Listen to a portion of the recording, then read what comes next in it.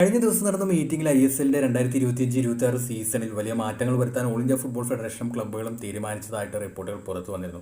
സാമ്പത്തിക പ്രതിസന്ധിയും വാണിജ്യ പങ്കാളിയെ കണ്ടെത്തുന്നതിലെ കാലതാമസവും പരിഗണിച്ച് ഇത്തവണ മത്സരങ്ങൾ ഹോം ആൻഡ് അവേ രീതിക്ക് പകരം കേന്ദ്രീകൃത വേദികളിൽ നടത്താൻ തീരുമാനിച്ചതാണ് ലീഗുമായി ബന്ധപ്പെട്ട പ്രധാന മാറ്റം.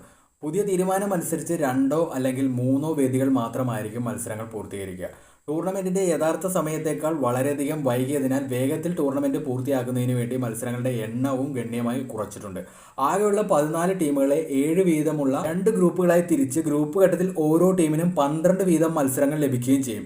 2 ഗ്രൂപ്പുകളിലെയും ആദ്യ സ്ഥാനങ്ങളിലെത്തുന്ന ടീമുകൾ നോക്കൌട്ട് ഘട്ടത്തിലേക്ക് ക്വാളിഫൈ ആകും. സെമിഫൈനൽ ഉൾപ്പെടെയുള്ള മത്സരങ്ങൾ ഒറ്റപാദമായി നടത്താനാണ് തീരുമാനിച്ചിട്ടുള്ളത്. ഇതിലൂടെ ഏറ്റവും അധികം മത്സരങ്ങൾ ജയിച്ച് ലീഗ് വിന്നേഴ്സ് ആവുന്ന ടീമിന് പരമാവധി 15 മത്സരങ്ങളാണ് കളിക്കാൻ കഴിയുന്നത്. മത്സരങ്ങളുടെ കാര്യത്തിലുണ്ടായ കുറവ് ടീമുകളെ അലട്ടുന്നുണ്ട്. ടോപ്പ് 4 വരുന്ന ടീമുകൾ 12 മത്സരങ്ങൾക്ക് പുറമെ സിംഗിൾ ലെഗ് നോക്കൌട്ടും സെമിഫൈനലും ഫൈനലും ഉൾപ്പെടെ 15 മത്സരങ്ങൾ കളിക്കാൻ അവസരമുണ്ടാകും. നിലവിൽ എക്സ്പെൻസിന്റെ കാര്യത്തിലും ബ്രോഡ്കാസ്റ്ററിന്റെ കാര്യത്തിലുമാണ് ചർച്ച നടക്കുന്നത്. എന്തായാലും ISLന്റെ പുതിയ സീസൺ എത്രയും പെട്ടെന്ന് ആരംഭിക്കാനുള്ള ശ്രമങ്ങളാണ് നിലവിൽ അണിയറയിൽ നടന്നുകൊണ്ടിരിക്കുന്നത്.